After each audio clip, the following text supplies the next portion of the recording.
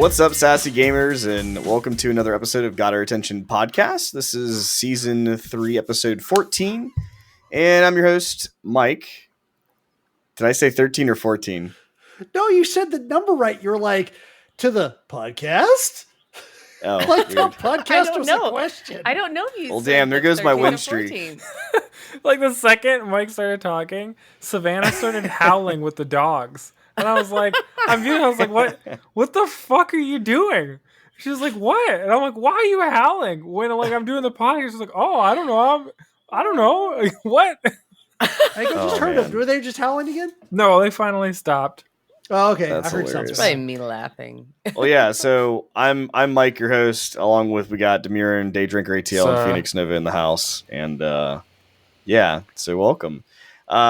Today's a good one because today is going to be our last year review as far as all different things in the gaming space. So can't wait to jump right into this. So let's check it out.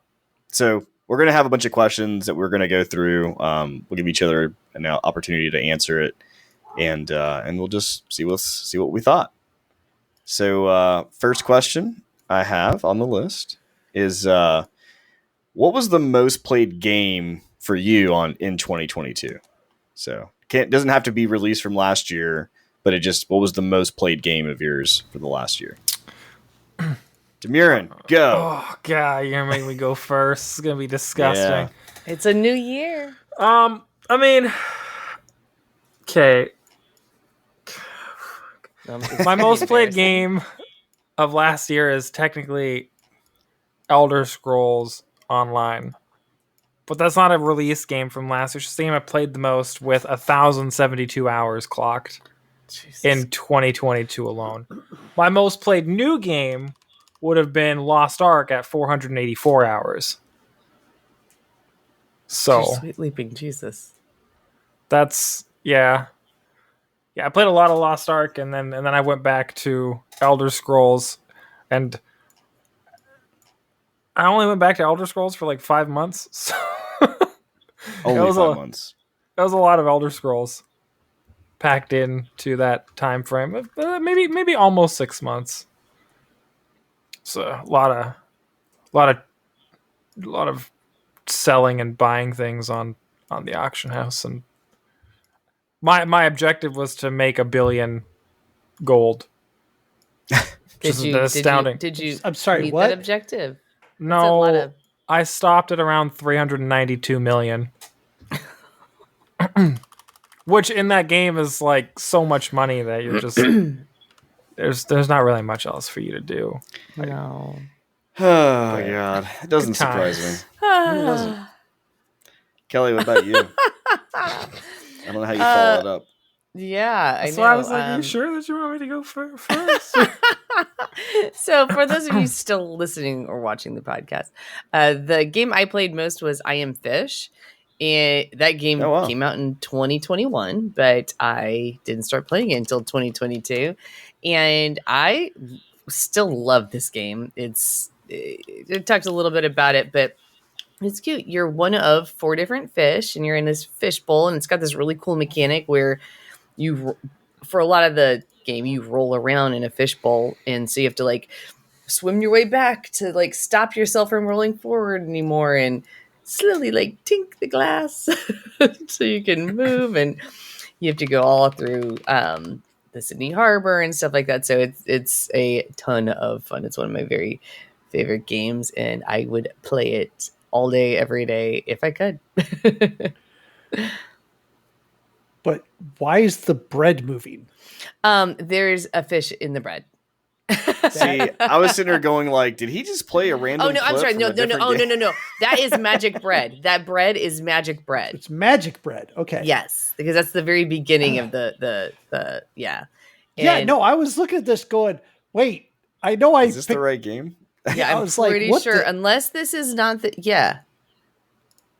yes. So he Yeah, there it goes. the shop owner feeds these fish this bread, magic bread, unintentionally. So you're one of 4 different fish. So this is the flying fish. So each Clearly. fish has different types of mechanics, and it's so once you get past that level. One of my favorite things about this game is if you get really, really, really stuck, you're never like I guess you can call it a boss level. You can skip past it and continue on in the game. I only did it once, but it's like we one of the things we've talked about is you buy this game, and if you can't get past one boss, you spent money on this game, and you're screwed. So you feel like you've wasted a ton of money. So you can actually skip forward a little bit if you'd like to actually see the rest of the game. So no, that's neat. I remember you telling us about that, and it was cool back then, and it was cool again. I'm like, man, I remember needing to go back and play that. Yeah, y'all definitely should. What about you, Phoenix? I mean, Fortnite. I didn't even think about that answer for you. Can you tell us how many hours? Yeah, tell us how many hours. I don't know. I haven't had a chance to look it up, but I can tell you how to do it right now. It's really simple. You go to Epic Launcher, go to the library, and then you select when you find Fortnite, select the 3 dots next to it, and it should open up a menu. When I find Fortnite, it's like that's the only game, bro. So not on the launcher on the left. I have more than that in my library. I just don't play any of the other ones. Yeah, not on the left side of the launcher where it says the game, but like if you go to library, come on, and then at the very bottom it should say playtime, like the second option. Okay, above. It's not that much. How much is it? I beg to differ. I want to know. It's only 726 hours and 42 minutes. That's not as high as I expected. So that's actually. I told you it wasn't that much. But he's got. I have about 400. Oh. I looked mine up too because I was like, I have 400, and Brian's definitely got to be over that. It's. Speaking of, I got battle passes. Should probably resume playing again because. Yeah, it's definitely Fortnite. Just because it's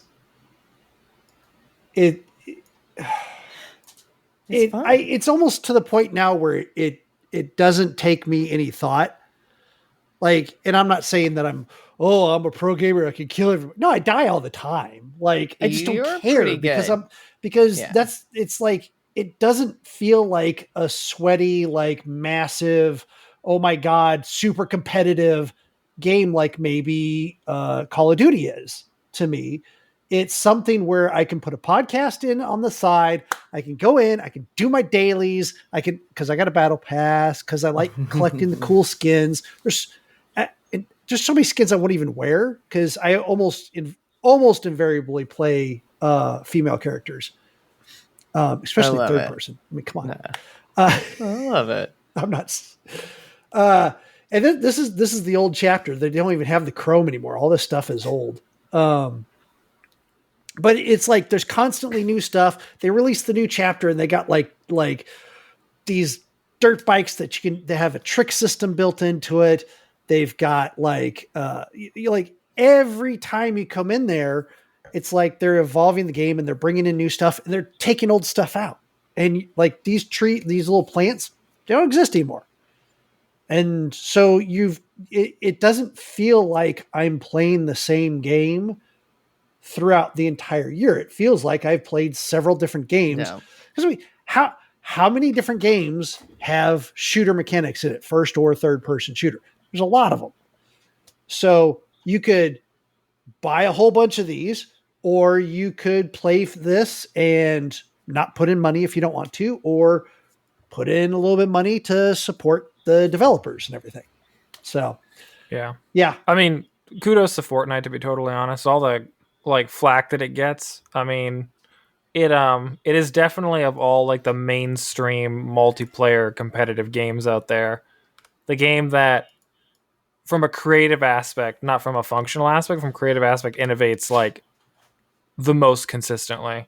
Yeah. Like it reinvents itself like on a yearly basis almost entirely from a creative point of view. It's amazing. Like they just don't stop. The gameplay doesn't really change in like a completely like overhaul significant way, but they add new flair to it to keep things fresh, but they also just like repaint the game essentially. And because the game is already such a vibrant game, when you just change the entire map and change all the different things in the map so consistently, it just introduced that like one or two little mechanics, like the chrome one was that you could actually go through the walls if there was empty space on the other, which wasn't done before. People had to break through the walls, and so it was this new thing that you had to take into account, like when you have literally your back to the wall. When oh god, no, Zycia and I were playing. Mike, I think it was you and me playing one night, and they took Mike down.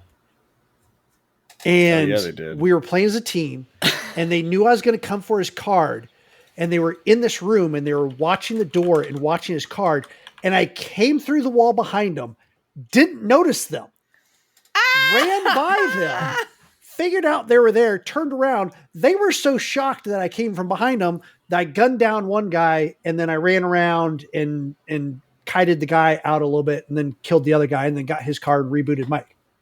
And it was just like... That's awesome. It was so whenever Tim Sweeney decides that he wants to like get his team to fulfill their promise about the save the world side of the game, I'll clock 1,000 hours on that game instead. But for sure. They betrayed me. I invested my $400 collector's edition into that game, and then they were like, Battle Royale makes money. Bye. Yeah. So when they decide to finally pick up the mantle and build that out and actually add worthwhile mechanics to it like they've done to the rest of the game, you'll see me on Fortnite again. And I'll be playing that was actually really good. So, all right. So the answer for me, I mean, there's at least 3 of us here that have it, because Kelly, that is the one you'd have to pay for. Yeah. Nope. You can play. Oh well, the Fortnite, the game part, which you would have to pay. That's what I think I still have jump in a and digital code left over, maybe from my collector's edition. I don't know. Yeah, we should do some Save the World one day. So my answer for the most played game of 2022 is very close, but one had a little bit more than the other, and that would be New World. Damn. I was actually kind of surprised, but yeah, I did play a lot of that this past year because like I picked it back up because initially we picked it up when it was released last year, or 2021, end of 2021, and then shortly after in December, Lost Ark came out, so then I started jumping on that as well. So, but I went back, played a lot of New World, and much like Demiran was saying with the market, that was something else I kind of got into, is buying and trading on the market there and causing problems with the market. I can't remember what the heck that's called, but yeah, I would literally like go to the market. Yeah, I'd basically buy up, like I'd go in and buy like that is right. the cheapest thing ever. So like there was like something that was worth a penny, but I bought all of it in the market. So the market was completely empty for this thing. And then I put them all back on the market for like $10. And like since it's such an inflation crisis in New World. Yeah, since it was so low of a price, Kudos most people didn't think about it. They just paid for it. They were just like, all right, cool. And I'm just making like bank. And then I would, just do that on different items or different resources and make. I made a bunch of money that way. I made like, it's like 60,000 gold from doing most of that, just running shit like that. But yeah, that was a lot of fun. Plus the game, like I kind of picked it back up. I was already level 30 something, but I finally made it to like end game content, first ever MMO where I'm like actually at the highest gear level, so I can go like do raids and stuff, which I still haven't done. I got to 60 and I basically quit. Maybe until next year we'll see. I'll pick it back up. But yeah, that would have to say that's probably, it is the most played game I had of 2022. But it was a lot of fun. I enjoyed it. Probably will go back. Holding out hope that if we give it another year, it'll actually have a real end game. Well, it's an end game for me. All right, moving on. Next question. Best new feature, add-on, or mechanic in a game? And we'll start this one with Daydrinker. I don't really have one for this. I gotta be honest. A lot of the cool mechanics in Fortnite that I tend to watch Brian play a lot. Again, I like how they come up with something new every single time. The one that I loved was it the last season was when you could get in that ball and go around like a roller coaster. That was a lot of fun. And the chrome when you can go in and out of the walls, that was really cool too. So you're talking about like the tubes, like where you could fly in them? No, it was like you had to get a ball. I can't remember if it was like a Star Warsy type thing, but you I had may to not even get in this ball. Yeah, you probably didn't. I want to say it was the last season, but you got into this ball, and if you got into it, you could go at the top of this like mountain thing and like go down. Brian, do you know what I'm talking about? Oh yes. Yeah. So save me, Brian, please. Save me. I'm not an idiot, I swear.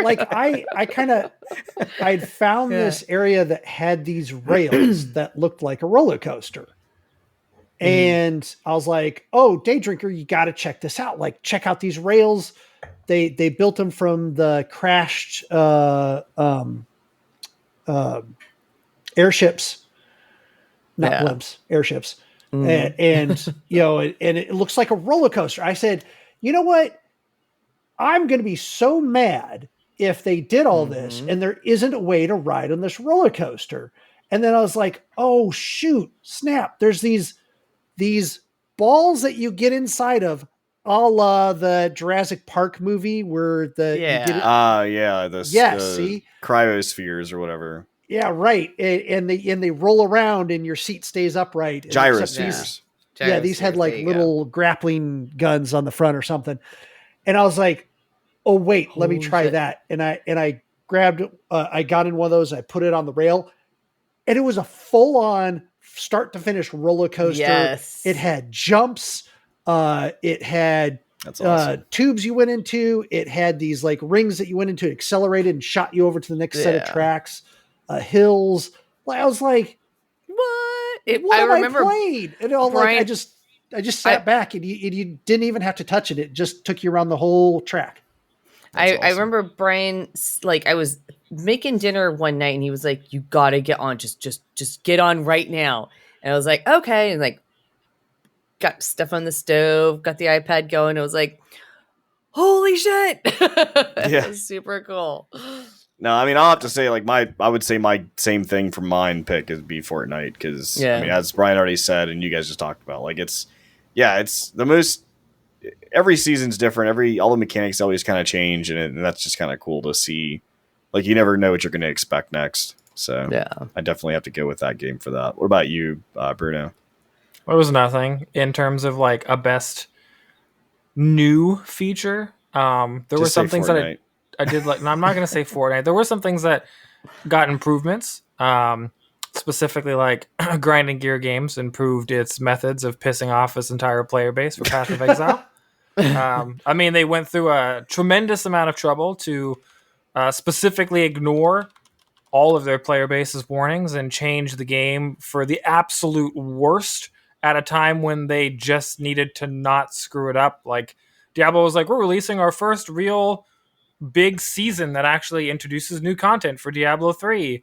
And then Path of Exile was like, we're going to release our stuff just before they release their stuff. And it's going to be terrible. And everyone was like, you're not actually going to release this. This would be destructive to the game. You're removing the loot from Path of Exile. And they were like, yeah, we don't care. And they did it. And then their community slaughtered them in the public eye. And because of that, what makes it the best new addition to the game is now they've actually started to fix the game. So look at that. Nice. Apparently, we're now in we spent a lot of time with all these different studios, and some of them are still doing it, where they're definitely solidly in the fuck around phase. And a lot of the studios are now reaching the find out phase. And the find out phase, it turns out, is where they go, oh, we're not going to make any more money because our new ideas suck so bad that you hate us. And so now they're actually fixing their games. So nice. They're doing the No Man's Sky like Gambit, but they're doing it after No Man's Sky happened, so nobody has any forgiveness for them. So they're having to change real quick. So like Path of Exile is like completely done a 180 since that occurred. Yeah, I remember you talking about some of that stuff, saying you're like, yeah, this is garbage. Oh, they're just going to remove all of the loot from a game that's all about the loot. And everyone was like, this was a stupid idea. And they're like, also, we overtuned everything to make the game last longer. And it's like, everything we hated about the original Diablo 3, you brought it back. What are you going to put in a real money auction house now, too? And they're like, No. Hey, cancel the Real Money Auction House. Yeah, guys, somebody get him on the phone. Cancel. Fire No. everybody in the finance department, everybody in the payments department that's handling that. Like, no. We did not want to add that. No, that was a mistake. That was a typo. It was a typo. Definitely not. It wasn't added. It was added, not. Yeah, we missed that last part. The fax must have not came through. The printer must be out of ink or something. It was the thermal strip for the no ink printer just like failed for some reason. So it was kind of faded on that one spot. But yeah, I mean, like a lot of game companies have done some really questionable stuff with their games. I mean, even CD Projekt Red, who was trying to redeem themselves by releasing a free next-gen update to The Witcher 3, succeeded by all accounts on console, but the game runs like garbage on PC. So everyone's like, wow, you guys like completely reversed that, and this sucks. Are you going to fix it? And they're like,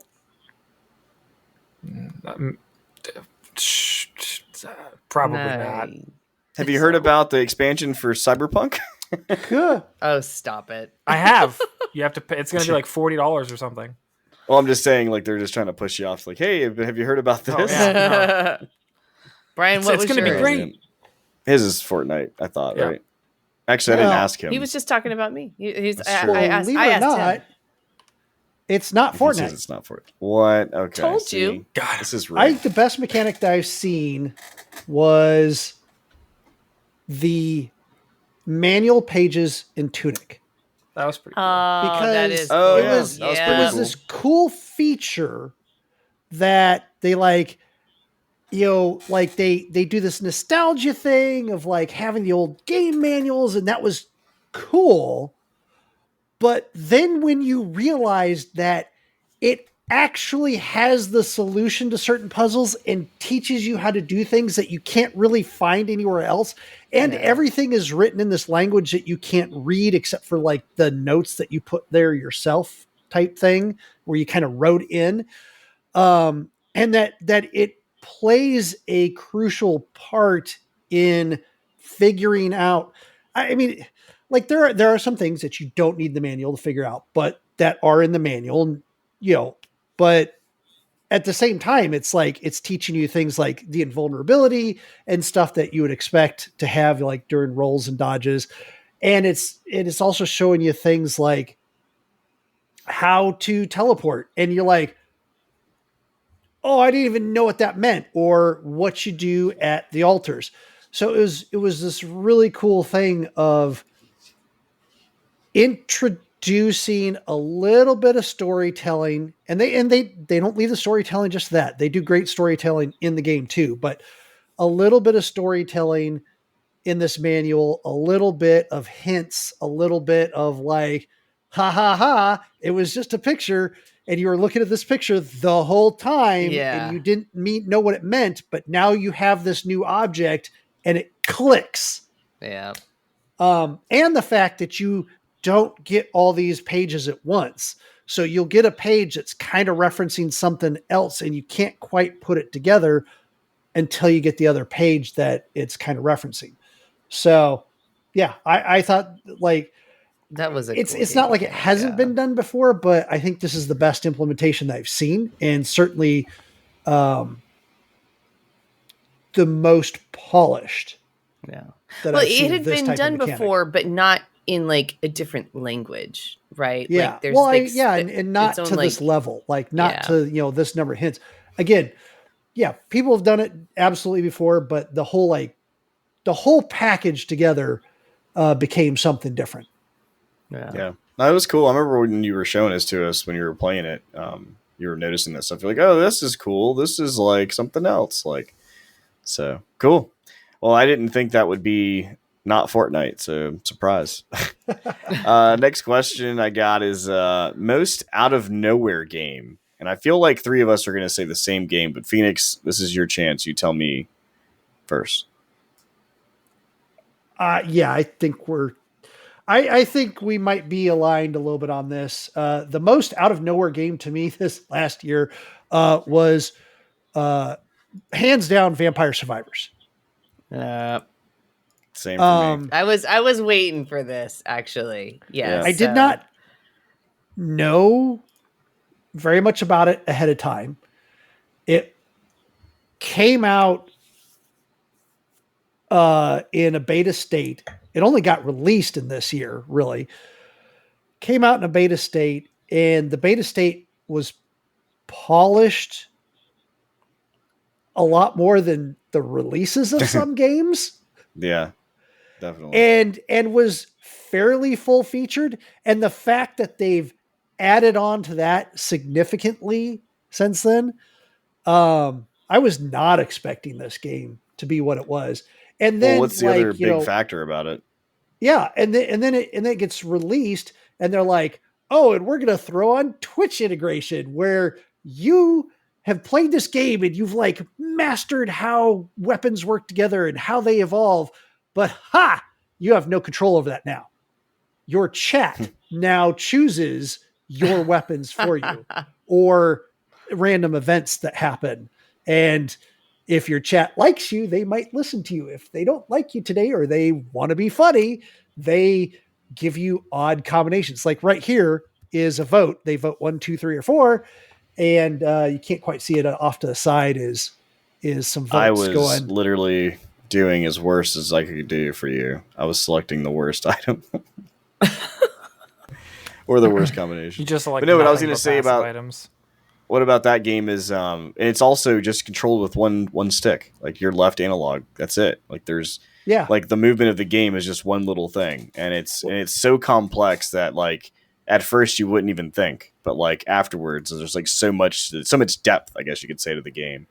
Yeah, especially for a beta game, going already released now, like it's crazy polished. Well, it was hilarious because the first time you had played it, you're like, "Oh yeah, man, this game's great. Yeah, I think I got pretty far." And like, and you're like, "How long does it go on?" And I'm like, 30 minutes. And you're like, "Yeah, no, how long does it go on?" Dude, 30 minutes. And then you finally hit 30 minutes because I didn't tell you why. You finally hit 30 minutes for the first time, and you're like, "Oh, yeah." And then we didn't even, and then there was the time that I found out I could freeze the Reaper. And then actually there are steps you can take. You can actually kill the Reaper. And I remember that because it was 30 minutes, but then it was like you get extra time for how long you stay alive. There's like a timer on that. Yeah, not too long. But yeah, I mean, is that same thing for you, Demiran, or did you have something else? That's it. Vampire Survivors. Okay. I figured I knew 3 of us would be aligned. I didn't know if Day Drinker would be, but I think it sounds like that was yours too. This is the perfect Day Drinker game because it's a one-handed game. You could use the other hand for drinking. Yeah. That is so true. Not wrong. I have a list of these, by the way. I have a list that I can send you of games you play with. One Finger Death Punch is a one-handed game. Remember, we determined that wasn't though, or one-handed. Yes, one-handed, not one finger. Yeah, it's a one-handed game. Dive Kick is another one-handed game that you can play and drink with the other one. Mm-hmm. And it can play 2 players, and each of the players are played one-handed and drinking at the same time. And then this is another one. Yeah. So my from out of nowhere game was Power Wash Simulator. I didn't know. I didn't even know it was going to happen. And then it's a fucking blast to play. It's the one game that I think we all should still play together. I know that we've talked about it a couple of times. It's like when like old friends are like, "Oh my god, yeah, we should hang out," and they're like, "Yeah, let's do it." Yeah. And then you let's don't get see coffee. them for like 8 months. Yeah. No, but seriously, it's relaxing. You can hang out with your friends. You can draw dicks on, mini golf courses and it's multiplayer, like 8 people, like up to 8 people can play. Like a lot of people. You could jump on just a couple people, like hang out, but you could also have like a party and have like 8 people helping. Because we've talked about a lot of simulator games, Lawnmower Simulator. Yeah. I know. I'm on the internet like you are 90% always of the time. down. Yes. And I appreciate that about you. If there's the one reason that we haven't done it, it's me. So I will make some time for this. He just equipped the soap. Yeah. It's got to bring out the multi-purpose cleaner for this skate park. Yeah. So apparently they're working on releasing new levels, and they've been saying this over and over again, and apparently haven't done it. But then, and this is me listening to other people like ourselves that have either podcasts or other shows. And they said a couple of great ideas. One is they shouldn't bother making any new levels at all. They should make a level creator. That's a great idea. In fact, even better, what they could do is have a set of guns that instead of cleaning things, make things dirty. So you create the level and you go and you make things dirty and you try to find hidden places to make things dirty, and then you package up the level and send it to your friend. Or put it on the market so anybody can download it and play it. That's a great idea. That's actually great. It's genius. That would be fantastic. I love that idea. Yeah. No, I agree, Kelly. It's a good game. Played a lot of that one as well. Yeah, this is a great game to like listen to a podcast. Absolutely. It's like when you're there's your somebody's gonna draw a dick, or at least a C and B. Yeah. Sorry. Yeah. This is definitely something we're gonna have to do together. You put on a podcast. It's like folding laundry or cleaning the kitchen. I'm like, I'll just listen to podcasts, and Yeah, I was listening to music typically, but definitely a game you can do that. This looks like a pretty tough one to do. This looks like one where we'd need all four of us. Oh, this is, I think, the last one I played. I think I stopped playing when I got to this level. I was like, there's just so much to clean. I was just like, I can't. Not right now. That's why you need friends. Cleaning. And then I did try with a friend to do like the mini park, and I was like, oh my God, there's no way we're doing this right now. Like, we're going to be here for like half a day. I mean, but that's the point. I would almost like purchase this game for like my sister, probably my brother, and then just say, okay, once a month we're going to power clean, and then you get together and you're just on Discord and you're just talking and shooting the shit. Yeah, and that's actually what happened with me. Is like I was just sitting. We would play, and we just like basically hung out as we did like a little nonchalant task that we weren't paying attention to, but you're getting result out of it. So yeah, I'm the same way. Like that's exactly what we did, and just caught up. Yeah. All right. Cool. Well, that's out of nowhere. This next question is: what is your go-to comfort blanket game, or like one that you feel like you want to play, just either escape or you feel sick or down or whatever? What game would that be? And I guess Demiran, you could go first if you want. Obviously, it's Elden. No, I'm just kidding. It's not Elden. That was a joke, because Mike thought that's what it was going to be. It's not. I'm not going to play one of the games that relieves stress for me through punishing things that are supposed to punish me when I want to just chill. Comfort level time. I specifically, if I'm looking for like a really chill comfort game, it's always, and has not been unseated yet, even with the early access Coral Island release, is still Stardew Valley. I don't think that there exists a better comfort game on this planet than Stardew Valley. No. It's just like such a relaxing game. Pick it up whenever you want. You can always come back to it. I never feel bad about starting a new file, especially with all the maps that exist now. You're just like, whatever. Yeah. Even if I only play this for like 20 hours, it'll be a really chill 20 hours where like I can shut my brain off and just like design a farm and talk to town folk and listen to all the dialogue from like the same characters I've talked to before all over again. It's still just as great as it was the last time. Just a game that was obviously developed with, I guess, like a lot of passion for the project, and it just kind of flows out of everything in the game. The game just kind of oozes that relaxed character. Yeah, well, I mean, the story behind that, there's a good good audiobook called Blood, Sweat, and Pixels that Jason Schreier actually narrated. But he talks about their story, and like literally the guy told his girlfriend like, hey, I want to finish this game. This is like my deal, my jam. And I want to be able to do this full time. Like, is that okay? And she said yes. Like, she's like, yeah, I'll support us. You finish the game. I understand it means a lot to you. And then like, here we are. He's like a millionaire. Like after, getting with Chucklefish or produce it or publish it. But man, it's just crazy. Like you can definitely tell there was a passion. Honey, you can take a long vacation now. Yeah, exactly. Babe, you want to quit your job and just play Stardew Valley? Yeah. Well, I mean, he's also now working on the Haunted Chocolatier. So like, I expect it to be probably still a few years away, but at least, he's already got something that's going. I honestly don't envy his situation because like, yeah, he's a one-man show, made this game, and now everyone's expecting like this big follow-up. But how do you follow up such like an immense project was so well received by like everyone?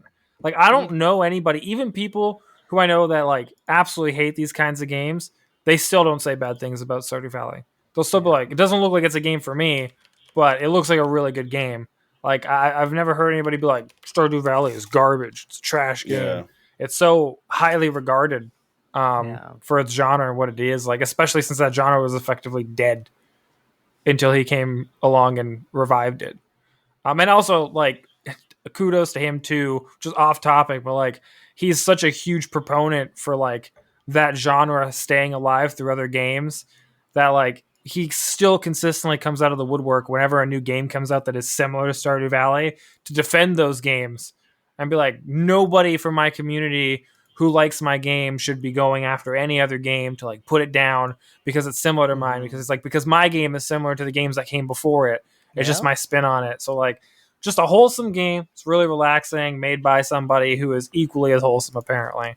Yeah. So I mean, that's it. That is it. And there's a lot of games I would say that I know he probably would say like, oh, you can't use me as an influence, but no, they did. Like a lot of new games have been definitely influenced by Stardew Valley, and like not even just the ones you're talking about, like that look visually like it or whatever, but like just the mechanics and the thought, like farming and adding that to the mix, so to speak, I guess you'd say.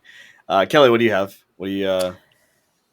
So I don't have a game that I go to. Of course you the don't. Games I go to for comfort are the games I play with you guys. So like Phasmo. So I know, I'm so corny, but it's true. Like we played Operation Tango and stuff like that. Like I love those games. Phasmo's a good comfort game. Yeah. Oh God, yeah. Y'all are my comfort. Phasmo's a good comfort game, but only when I play with Mike, because watching him scream brings me comfort. Well, I'm glad that I can. I love that. You guys. So and I played Devour with Brian, Operation Tango with Brian. You played Devour with us, all of us. Yeah, that's true. Yeah, all of you. That's right. I was and thinking Phasmo, you played Brian, all of us. You're my comfort blanket. You're my cozy. Yeah. We did Escape Room. Escape Simulator. Yeah. Or Escape Simulator. That's what it was. Sorry, I got emotional over one fucking question. Wow, are you crying right now, for real? Yeah, I am. Y'all are my comfort blanket. God, she is gonna get the award for like Academy Award this year. She's like, you guys are my comfort. She like shuts off. We finished the podcast. She like gets off the computer. She's like, oh God, fuck those. God, that was miserable. No, I need to take an Advil. So, there have been plenty of times when Brian and I have been like, we're stressed out. I was like, I need some Operation Tango. We do it, so. Anyway. All right, Brian. What do you have, Phoenix? Shockingly enough, not Fortnite. Fortnite's more of like your dailies. Well, it's my dailies. It's like I don't have to think. I just like, and I have fun playing it. It's like a general unwinding, like stress relief game. You're just kind of like, I'm just going to do it to do it. Yeah, general unwinding and stuff. But when I need that comfort blanket game, when I need to something like something that to me, the concept of a comfort blanket game is something that I have to focus on it enough that it takes me away from the things that that at that time I don't want to think about. Right? It distracts me enough. And really, that game for me, and I can't listen to a podcast time because I got to pay attention. It's Monster Train. I knew he was going to say that. It's like, and it's crazy because a single game usually takes me about an hour, and typically I'm only playing like one or two. It's like 45 minutes to an hour to go through the thing, and I've got to pay attention to it because like I better understand like how the things work together in this, and how I can synergize between two different sets of cards and yeah, that's a lot for me. And the different mechanics. Like any card game is a lot when you start like really trying to get good at it. Like, like Snap's fun, but I get into like the true part of the ranked, which is what happens when you hit gold. Up until gold, nothing matters. And I hit gold and I'm like, okay, yeah, there's some people that definitely know how this stuff works because like I'm pretty routinely getting worked myself. Whereas this, I think that's one of the reasons why I like this. This is not against anyone else. I'm just playing against, the computer that's coming in and trying to attack the game and figuring out the cards. So, it's fun. Yeah. Makes sense. So for my answer, I was going to say Stardew Valley, which is definitely, it shares a spot with the other game I'm going to mention, but definitely Stardew Valley. I'm with you on that. That's for sure. But my game would be also comfort is Skyrim. I mean, I can literally play that game. Like recently, I was actually sick over Christmas break, and I literally played Stardew and Skyrim like every day. It's all I did, and Skyrim to me is just one of those games like you can start again, kind of like Stardew, like start a new character every time, not really feel upset, and every time I play, I design my character. I'm like, all right, this character this time, I'm not going to use bows. I'm only going to do my current character. I'm only doing like two-handed weapons, so I'm like a fighter. Whereas before I've played bow characters, I've played magic, I've played like all these different things and different races. And like, it's just something about going back there and just being able to hear the music, the soundtrack, and like just to kind of go off in that sandbox to, discover different things. Like I actually discovered, and whether or not if you've played, you may have seen this or not, but I discovered that there was like a murder in this one location. And like, I was like, wait, this lady's got like an axe in her back and everybody's dead. And there's like blood everywhere. I'm like, what the hell happened here? And it shows up as a side quest. And I'm like, oh, okay, well, this will be quick, like probably pick up a letter that says like what happened. And no, it was like a full blown, like 2-hour, like dungeon almost that I had to finish this little quest. And like, I had never seen that before. And I'd played, X amount of hours, so many saves later on multiple, like I started playing Skyrim on PS3 and then, here we are. So yeah, it's nuts. Like it's just one of the games that I like to just sink my time in. I don't know how that could be somebody's comfort game just because for me it just doesn't work because what ends up happening is Skyrim is the only Bethesda game I have legitimately never finished. Really? I can't finish Skyrim because what happens is I didn't finish it the first time. I did so much stuff and never finished the main quest. And then I stopped playing for another game and I was like, I'm going to go back. But by the time I went back, there were mods. And then the second time I played it, there was like 300 mods installed. So I spent probably like, I think every single time I've gone back to Skyrim maybe like 5 or 6 times. Every time I have spent roughly 10 to 30 some odd hours modding the game. And then I had so much additional content that I never finished the game because I get too distracted by all the additional stuff that I had. Yeah, I mean, that's the game itself. I don't even know what the real game was anymore. Yeah. Like it's lost to me.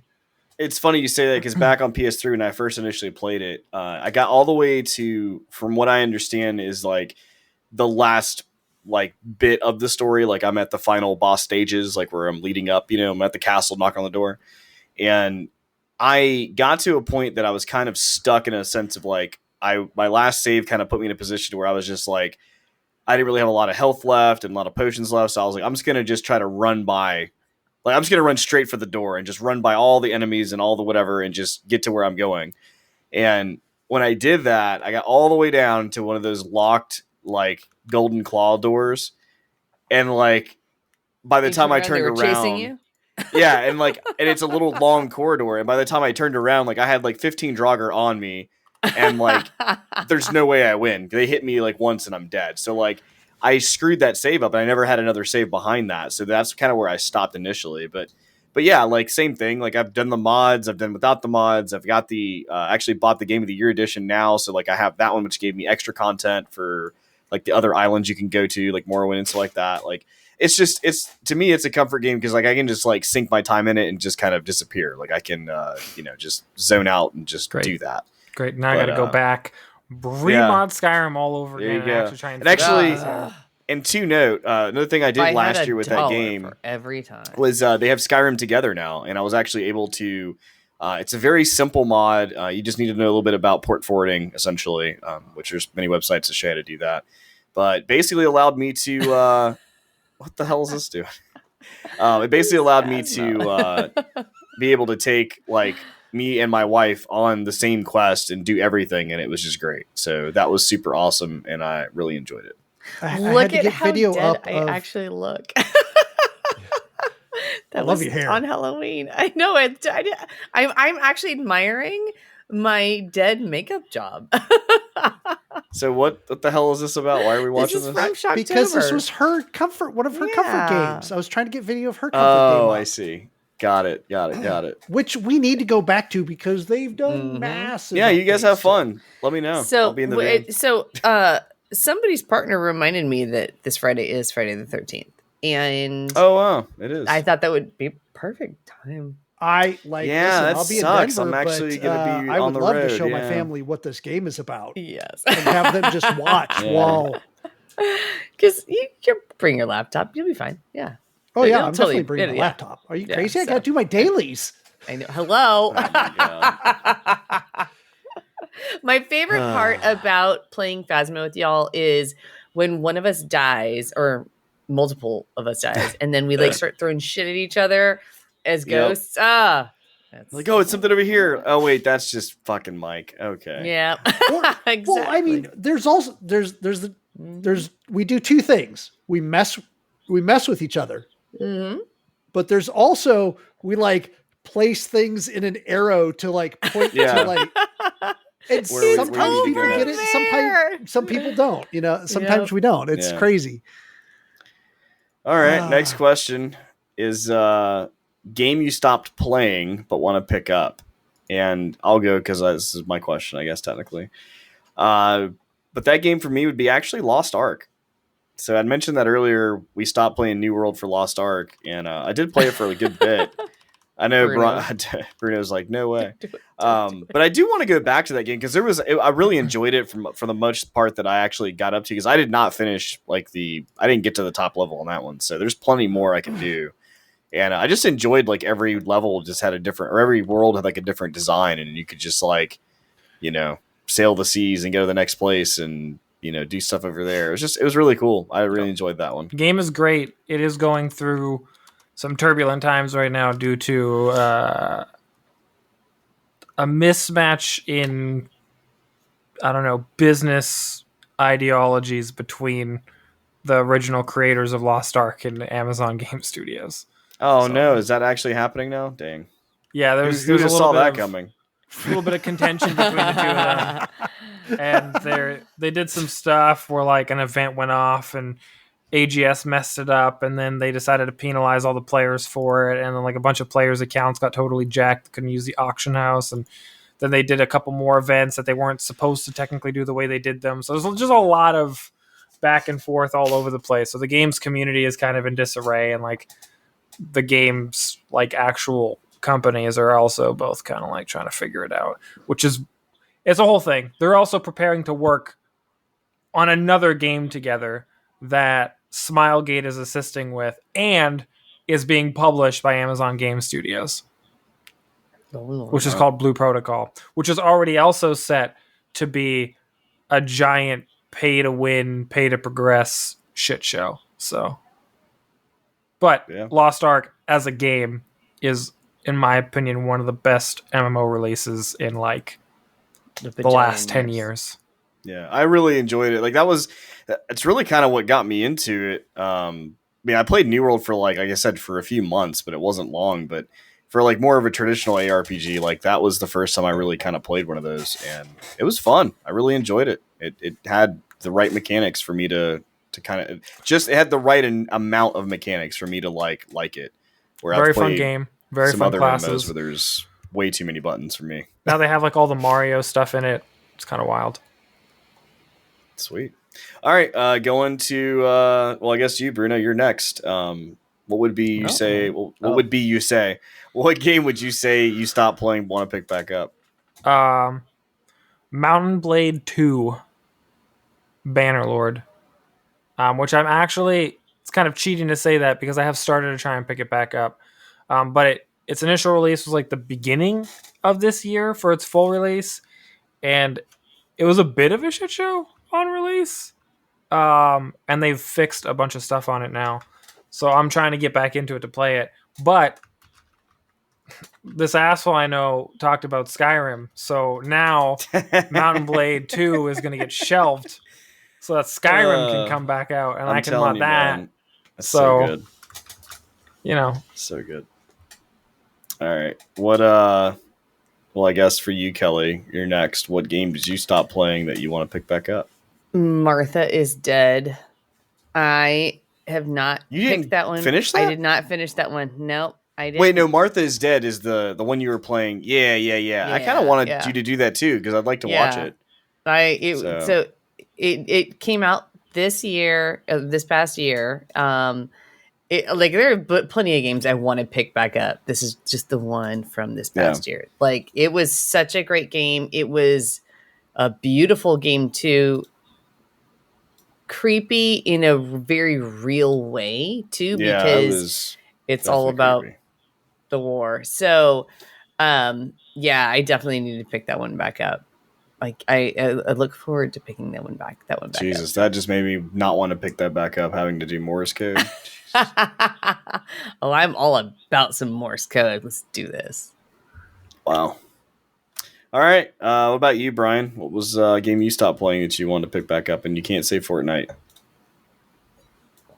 Oh, you're on mute. Brian, you might not be talking right now. He can't hear us.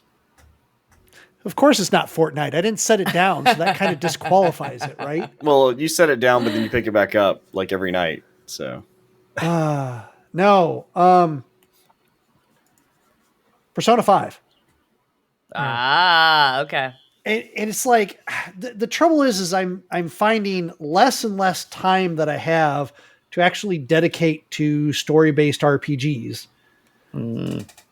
Especially this one, which is a honker of like a couple hundred hours, depending on how you play it. Like mainstreaming it, it's like 90 hours. Yeah.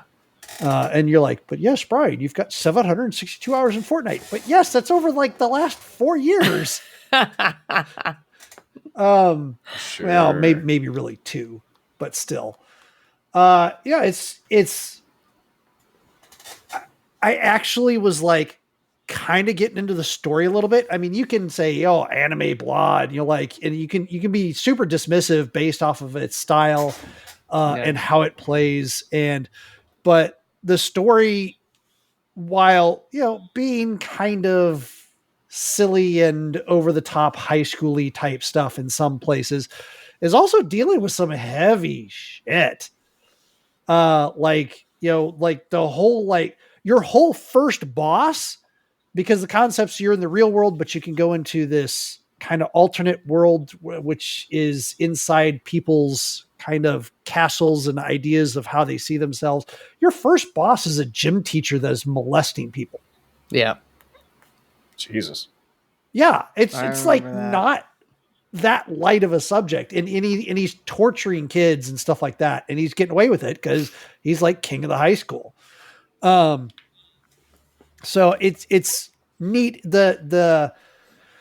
It's got some pretty cool mechanics on, its standard JRPG combat.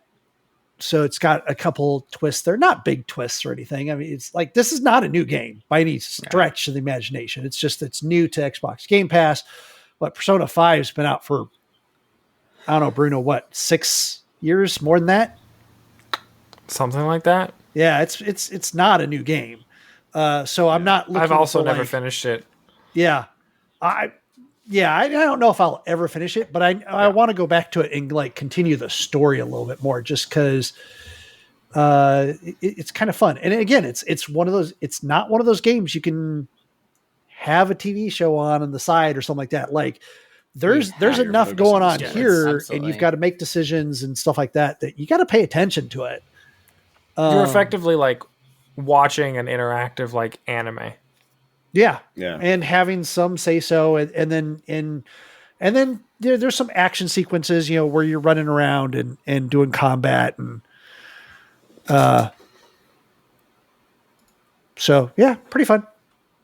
Something I want to get back to. Alrighty, well, that moves into our last question of the last year, which is the game you recommend the most from 2022 to somebody. Now, when I say from 22, the game that you played last year, what's the game that you recommend the most from last year that you played? Okay, well, that changes it. Yeah. Well, so I guess I'll skip you for 2022. Oh, no, I'm going to go. You know what? I'm going to pull a mic from last year. I've got two. Oh one, not from 2022, from Dark. I still recommend that to people, even when they don't want to fucking hear about a creepy game. I'm like, but it's about puzzles, and like they're mannequins with guns with lampshades for heads, and it's really cool. And they're like, okay, lady. Okay. The other one is A Little to the Left, and it just came out last year at the very end of the year.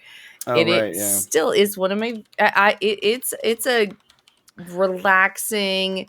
It's not like my cozy comfort game, but if you're like, oh, I just need to do something right now, and here's some lovely music in the background. My kids try to play it with me. They've tried to play it on their own, but they try to play it with me too. And it's a nice organization, putting things where they should be, like a little bit of a stress relief. So if you have not played A Little to the Left and just need something random, this is your game.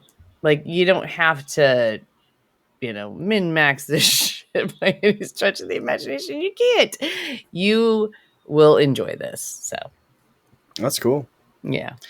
All right, Brian, what is the game that you recommend from last year?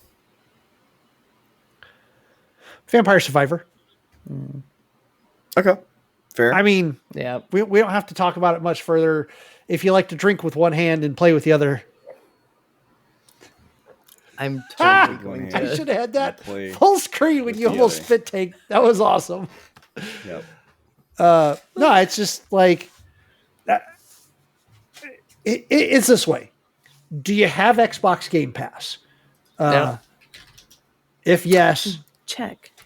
Vampire Survivor. No excuse. If you don't have Xbox Game Pass, for God's sakes, it's like what, $5? Yeah, go get Vampire Survivor. The developer never raised the price, did he? No, it's like, and in fact, it's a one man show. It was on sale over literally winter. A one man show. Yeah. And he's doing DLC that's going to be $2. Like, it's like I think Zycia just said it a moment ago. It's a no brainer. Go out and get this game. Yeah. Right. Alrighty. Okay. Well, mine, I have to say, it's not what you guys probably think, but I'm trying to find the window so I can see you guys. So my game would have to be Road 96. Definitely a game that highly recommend. It came out in August of 2021, but I did play it last year, and it was on Game Pass for the time being. I don't know if it still is. But, I do remember. Basically, Road 96 follows. It follows like multiple teenagers through their life, trying to achieve freedom. Essentially, long story short, the government's crap, and the kids are going to get thrown in jail for using their mind to think about things. So they're like, we have to get out of here. So you're playing those teenagers different scenarios as they try to cross the border. And what's really neat is like you literally, it's all make your own choice kind of thing, and your actions do change the way the game was played. Because like if you something with this character and you wrong somebody at a store, well, that person may be also still pissed off that they got wronged and not help you. So it's like very, you have to kind of think about your options as you're playing it. But and you keep going through different towns, and idea you can actually pick how you want to travel. Like, do you want to walk to the next location? Do you want to try to take a hitchhike? Do you want to take a taxi? Do you want to break into a car? And those decisions, will change the way the game's played. So it's your normal daily decisions. Yeah, no, it's really cool. And they obviously put you in situations that are kind of like a fast paced thing where you have to kind of answer pretty quickly, but really neat. I really enjoyed it. Definitely a game I would definitely suggest. It's a very story driven game, and I could say the replayability would probably be there as well, outside of the replayability that the game already puts inside the game. But I could definitely see myself going back and playing again just to pick different choices and see the outcome. So, but yeah, that was awesome. I liked it. Bruno, what about you? This was actually a really easy choice. I went off, there's obviously games that I would recommend to people like me more than this. So, if I was speaking to somebody who I knew had the same interests as me, it'd probably be like Elden Ring for what I played this last year. But in a general sense, I think a game that covers the most bases and would be enjoyable for the most people that I played last year, without a doubt, there's no game that came even close to this. In my opinion, not even Vampire Survivors, because I feel like Vampire Survivors, even then, you have to be in a certain frame of mind and be have a certain interest in those kinds of games to get a decent amount of enjoyment out of it. I think this game, pretty much anybody can get some form of enjoyment out of it, and it is definitely Lego Star Wars, the Skywalker Saga. Yeah. Just a really great remake with so much content, so much story. It's such a good job.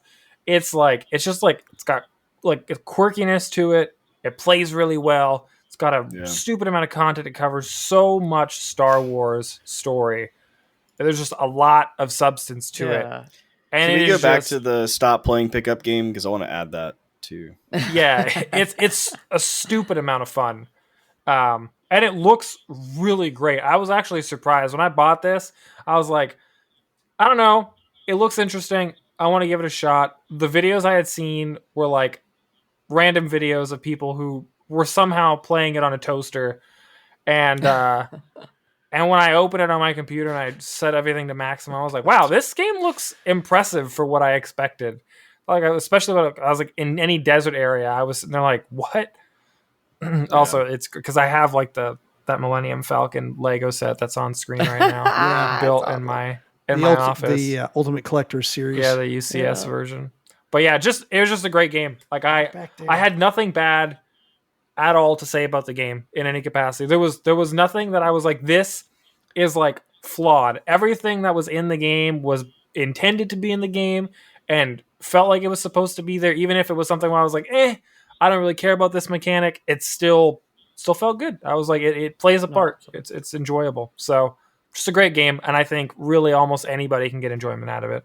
Also, if you have kids, I mean, just a super, super friendly game to play as a group. Yep. Not to mention hours and hours and hours of gameplay for the kids. Yeah, very forgiving. That's not even counting the fact that any Lego Star Wars game, it has these sections that you can't unlock the first time you go through until after you collect the characters that have special abilities to unlock it. So there's this I almost would never do that myself, but I could see some kids going, okay, now I want to go back with this character and see what's behind that wall. Yeah. Just you a great play game. 2-player as well, right? Yes. You can play co-op, right? Yeah. You sure can. Sweet. Well, that's awesome. So that is our last year's review. So I hope you guys enjoyed. And if you have a game or any of these questions you want to answer for yourself, let us know. Feel free to drop a comment down below. Or send us an email at GOA, SAS Gaming. Give us a few minutes. We're going to take a step away to take a break, and we'll be right back.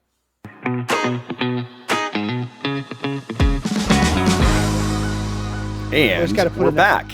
Hi-hat for Kelly. Yeah. So we're going to start off with now the present, which is because last time we talked, a few seconds ago, we said the past. Yeah. This is all Brian's cool thing. I'm just stealing it, and it just sounds terrible when I say it. But anyway, we're now in the present. This is a recurring theme. Let's talk about games that we've been playing. So let's talk about games. Games we've been playing. Man, I'll just really quickly throw out that I've been playing Final Fantasy 14 again, and that's pretty much it. I'm with you on that. A lot of other people. I'll throw out mine as I've been playing Skyrim and Stardew Valley pretty much the whole time. Oh, I did play actually High on Life. I actually forgot I did play that, but I did play. I did try that. It was fun for a little while, but like it was honestly, fun for yeah, it wore thin really quickly. I was like, wow, this is a lot of fun, and then like an hour later, I was like, yeah it's all right. It's like the Borderlands, but without like all the cool stuff. I think the best way if I was going to describe it, it's like you're watching a Rick and Morty episode, but the episode never ends. And you're just like... it just keeps going, It's just... Exactly. It's fun, but it's too much of the same. Yeah. It tells you something when there's an option in the game to turn down how talkative your weapons are. Oh, yeah. Yeah, that's definitely an option. Now, mind you, it's funny. Have you heard some of the shit about this though? Like if you sit there and you just like walk away from the game and just leave it on, it'll start saying, "Hey, dude, are you gonna come back and play? It's a game." And then it'll do. And like if you wait even longer, it's like, you're just wasting energy here. I like that. Yeah, I know. At one point, I quickly paused the game to go into the settings, and when I unpaused it, the gun started like shit talking me. And I was like, "Did you just pause the game? Are you kidding me right now? I'm trying to tell you to shoot these guys, and you just go and pause the fucking game. Like you just don't even think that this is important. You really don't care. You care that little." And then I paused it again, and I was just like, unbelievable. And I was like, okay. I mean, it's got quirk to it. You know what really brings it over the top? People found, because like most games like this, people are trying to speed run it. People have found that if you skip certain objectives and you get further along and you skip these objectives and get the armor starts talking to you like, "Dude, that's cool. Are you speed running?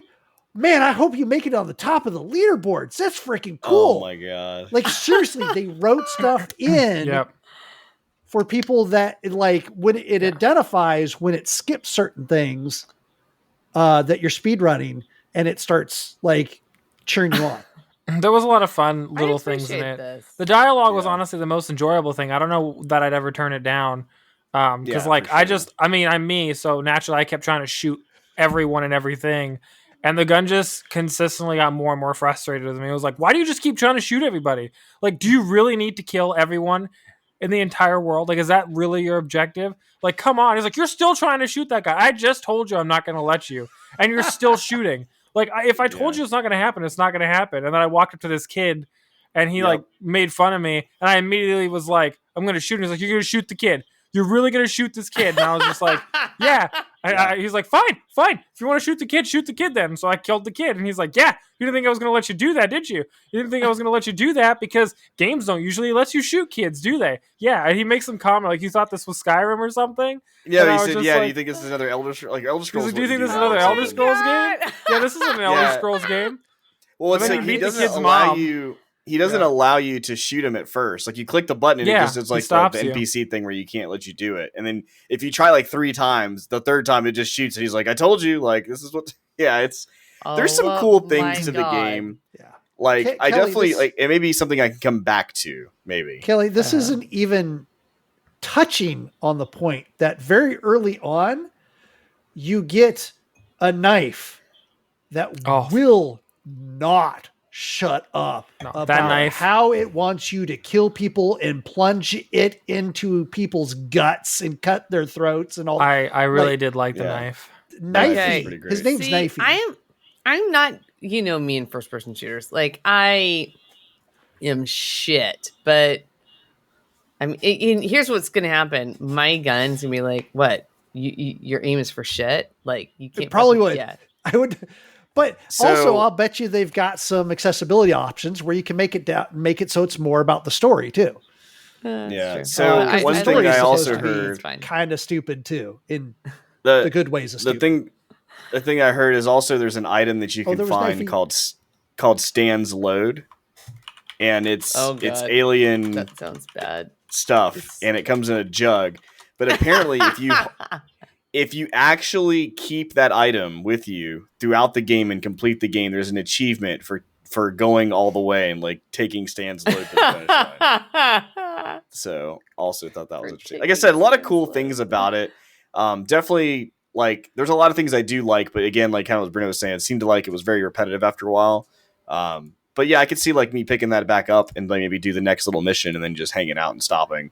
But it's a cool game. I liked like the whole story and everything with it to get to how you get there and stuff. It's pretty neat. So also, anyway, that's what I have. Another thing to just check out if you have Xbox Game Pass, because it's on. Yeah, it's on there. So might as well.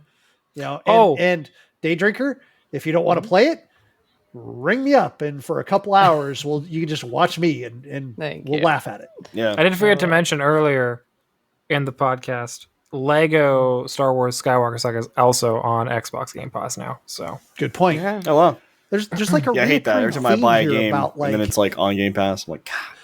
The Netflix of games. It really is. I love it. I love every second. I wish they'd give us a sponsorship so we could like plug something, but it's just good. Well, in High on Life, you probably can plug something. I'm pretty sure. You can plug a lot of things with Knifey. Knifey will plug things for you all day long. Knifey will plug whatever you ask him to, and things that you don't ask him to. That's also true. All right, so what we got, Phoenix? What do you got? So Kelly and I, very similar. Like again, reoccurring theme here of like I'll get together and I'll play a game and she'll watch. Oh, this is one that she might actually want to play because while a lot of people thought this game was a first person shooter or something like that, it is in no way, shape, or form. It does have a gun at one point. Bad reviews. It got shit reviews, because and then people thought it was something it wasn't. Yeah, I think it's a puzzle game first and foremost. Better. It does have some mild shooting, but it is straight up a puzzle game. I mean, right here we're literally doing a sliding puzzle game. And you were very upset that one fell at that point. Yeah, I was like, I have so many. There's a lot of penetration in this game. A lot. It's the aesthetic is heavily based on H.R. Giger.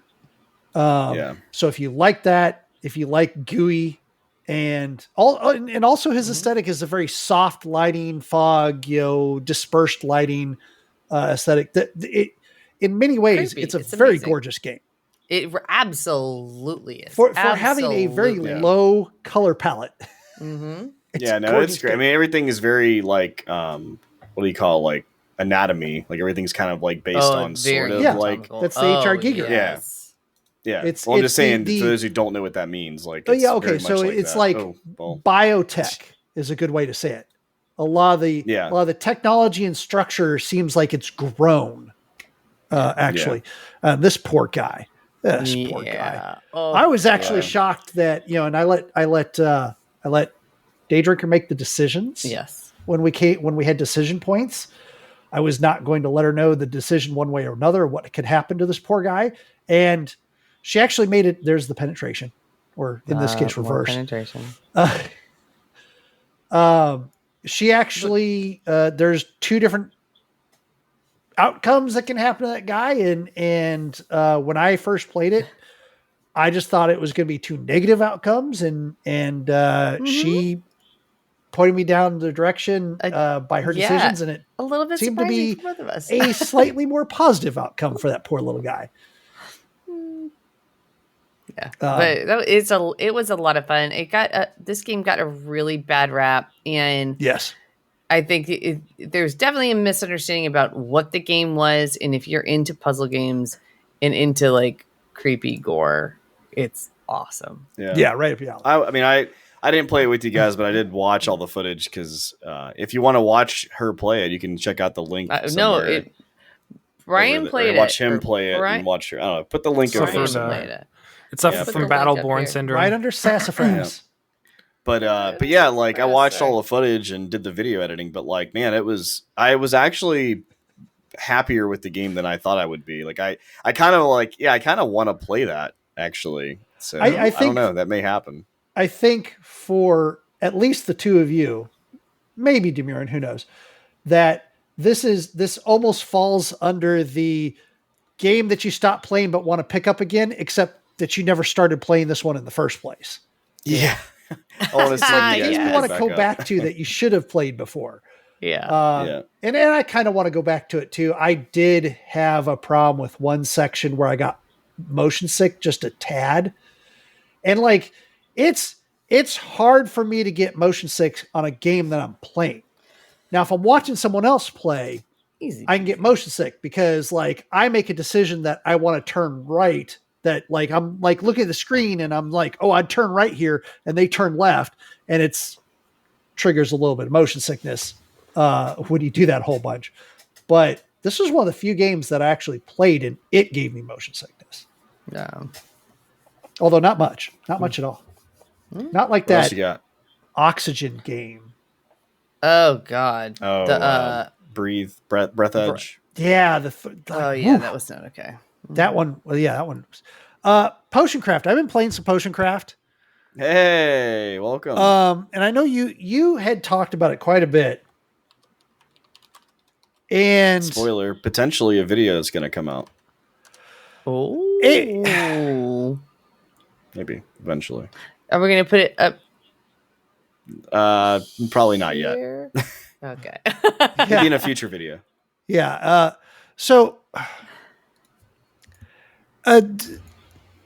There's no good way to give this game really good justice by just explaining it, because even when Mike was explaining it, like there were some things like, oh yeah, you're picking your herbs, your plants and stuff like that, and you're putting them in.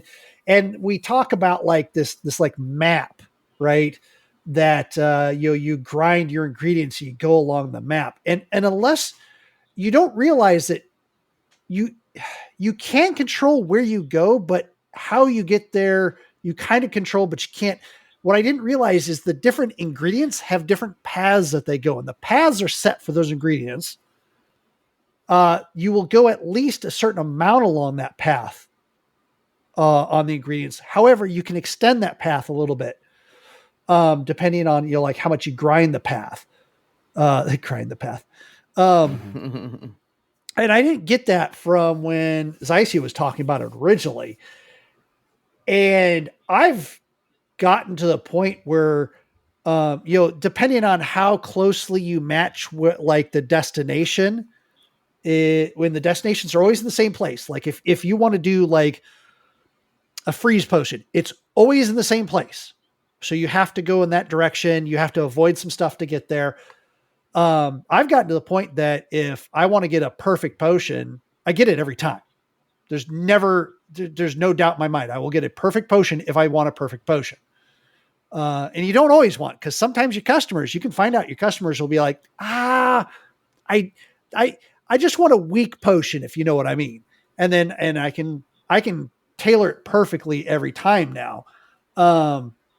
And so it was very different than what I originally thought it'd be, because I thought it was going to be like, oh, you are got this exploration map you're doing, and you kind of do, but you don't. It's more of like a catalog of different effects that you can do, and you're discovering those and how to get to them. And then I also thought that the potion making would get more in depth with this other equipment, and it flashed on screen a little bit before, a little bit earlier, but it kind of doesn't. Like, yes, you do get this other equipment and you do create special things out of it, but it's not like this initial equipment that you have here where you're actually grinding and then you stir a certain amount. You can stop stirring when you want to, or you can add water to bring you back to the home base a little bit. Spoiler, that's how you get perfect potions. There's a lot more intricacies to making your potion on that base part than there is on the more advanced distillery that you can do. The more advanced distillery, you're basically, you just put stuff in it and you turn it on and let it go. But even with that said, it's fun. I actually like it's another kind of just chill Zen game. Nice. Yeah. Because it's, there's not a right or wrong way to make a potion either. Because like you may start off with your potion as like 15 ingredients because you discovered it somehow.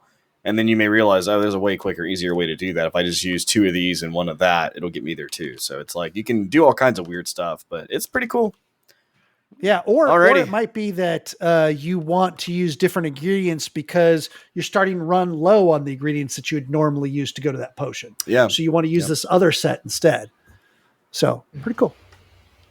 All right, Kelly, what have you been playing? All right, well, y'all know I love Cards Against Humanity. What? And I know it's a shocker, I'm sure, to everybody. Claminace. That's the next podcast. So my sister-in-law and brother-in-law sent me, my husband, and my kids Against Maturity. And it is basically Cards Against Humanity that you can play with your fucking kids. And awesome. So the way you said that doesn't sound like or sound right. Oh yeah, that's probably wrong way to put that. But Cards Against Humanity, you fucking kids. Wait, what? You're fucking There's some mature kids here. Yeah. So my husband got all upset about the way that I was putting the cards back into the box, and was like, "Oh, no. You've not taken my Cards Against Humanity situation seriously. Like, you don't like just reshuffle. Like, you got to go through the whole deck. The first, we had words. Anyway, yeah. No, like, Yep. Okay, I can see where he's coming from. Yeah. I'm not going to agree with him, but I can see where he's coming from. Yeah, but no. So my kids are 7 years old. They can read. One of them plays the game, I'll say the right way, the Cards Against Humanity way. The other plays it because she thinks that was a fucking hysterical card. And yeah. And she's like, oh, no, the card I just picked up, this is it. And it doesn't even make any fucking sense. And my husband had like a show like, but it is a blast with your kids. If you love Cards Against Humanity and you think your kids would be interested in poopy words and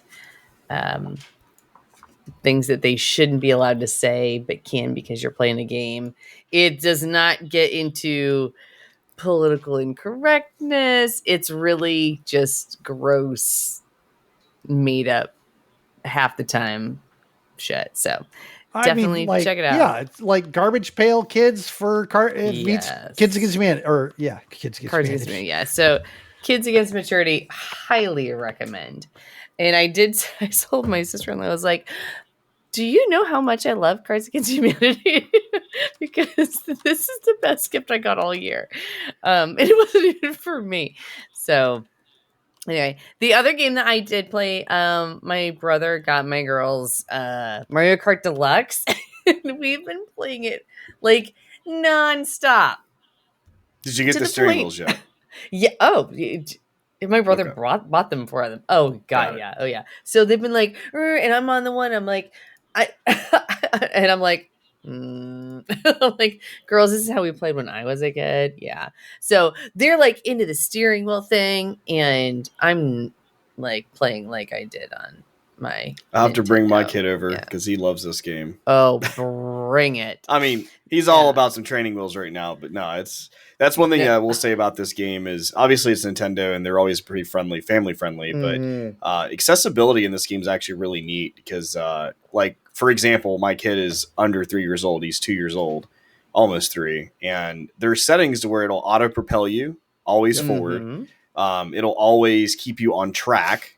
And it's just like, so some of those things are just so nice. And you can't fall off is the other one I think it is. But so he can just kind of play. The other day and he won? Oh, yeah. No, he definitely has. Like I mean, we're talking about like the slowest against the enemies in like the PC or whatever. Yeah, but again. But still, like, it's just awesome. Like 2 years old, yes. That's a rare thing that if you want to share your passion of games with your child and you just can't wait, the perfect one. like Mike. This is a good one. I'm giving him shit there. Like has been pushing to play games. So Mike has certainly not forced this on a young child or anything. Oh no, he's all in it. Like Mike tried to pull the whole thing of like, here's a controller and it's not attached to anything or turned on. And that lasted what? A month? Yeah, not very long. Before he figured out it did nothing and wanted the real controller. Exactly. Yeah, maybe 2 months. I will say this is the one time like my girls were like, Mommy, stop winning. And it was like, oh, this is the one time in my life that I am really good at a game and I am not going to stop. They're just like, you about to learn today. That's exactly what I told them. I go, if I made myself worse, you wouldn't learn anything. Yeah. Also, eat it. Yeah. If I made myself worse, how would you understand that you guys are losers? Well, exactly. See, like, okay, that's one thing I got to say about Mario Kart. Mario Kart has some rubber banding. Yeah. It has little bit of RPG, where RPG, sorry, RNG. Yeah. After I started winning a lot, it was like, oh, hold up, bitch. No. And it was like, hold up, bitch. No, I'm still in. Second place, Luigi? Go fuck yourself. First place now. Yeah, so. Yeah, because while it does have rubber banding, does have a lot of RNG in it and a lot of tools for you to catch up, it's not like...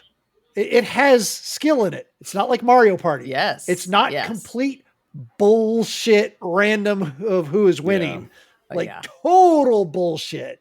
Tell that to my younger daughter, because she gets so upset. She's like, what? But she got the next star. And I'm like, you have 4 stars. Mm-hmm. Yep. Nope. Yeah. So they love Mario Party. Uncle Mike bought them Mario Party, and terrible lessons learned on Mario Party. I know. You're welcome. God. Yeah, they're gonna learn too playing some Mario Kart because this is it's like as equivalent to like Monopoly. Yeah. Oh, they love it. Oh God, and I love it too. I like when my brother was like, "We're getting this," I was like, "Oh, can I open it up and then like wrap it back up?" You got to make it a point to follow second place the whole time on purpose, and then just hold a blue shell forever until the very last second. Just immediately blue shell them. Yeah. I've had the time where I did almost exactly that, but I was too close. And I blue shelled myself and first place. Yeah. And third place scooted right by and took honestly even more worth it. I've shelled myself a couple of times still. The idea of making the person lose first place and costing yourself it too just means that you wanted to screw them over more than you wanted to win. And that really drives the point across. It's like, this victory meant nothing to me because by defeating you, I've already won. Pretty much. Oh, that's so you. That's pretty much. That is so you right there. I love your satisfaction still. Yeah. I'm gonna channel you next time I play Mario Kart. So that wraps up the games we've been playing. And before we wrap it up completely, I just have two things to kind of throw out there for us, just to kind of see what our forecast looks like. But first question I got is, what's something you're looking forward to in the gaming industry in 2023? Me personally, I actually wrote in our show notes more cowbell. Yeah, I saw that. But what I said is, I hope to see more co-op games, like, and specifically in the survival genre, like survival crafting, like. And don't get me wrong, there's a lot of crafting co-op games out there, but more of the survival side I would love to see, whether it's, easy, casual, or hardcore. Because Icarus was also another game I think last year we played that was really fun, because it was basically all the crafting I wanted, all the survival I wanted. I could play with my friends, but there was some other issues they had with it. But yeah, that's mine. What about you, Demiran? Simply put, I want to see games that are actually completed. Yeah, that's also a good one. Yeah. I'm not even that's not even a joke at this point. I know this year was that's just why I laugh. Another year of a lot of games releasing that just should have not come out when they did. And I get early access. I get the idea of it. I think a lot of people are learning, do not invest in early access unless you're super invested in the project. I think some early access is BS and doesn't deserve to be early access, but whatever. But I'm sick and tired of these AAA titles coming out and being absolute dog shit. I was hoping you were going to say dog shit. And these companies are so fucking unapologetic about it. They give you the fake PR speech, COVID times, unprecedented, we didn't mean this, we're going to fix. No, I'm so fucking done with that. I don't even have any studios left that I trust to actually pre-order from anymore.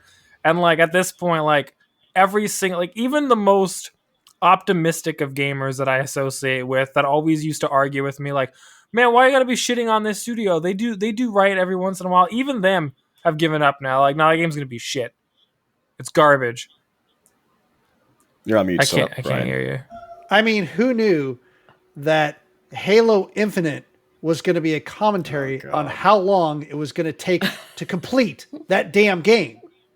Yeah. It's still not complete 100%. Yeah. Yawn. Yep.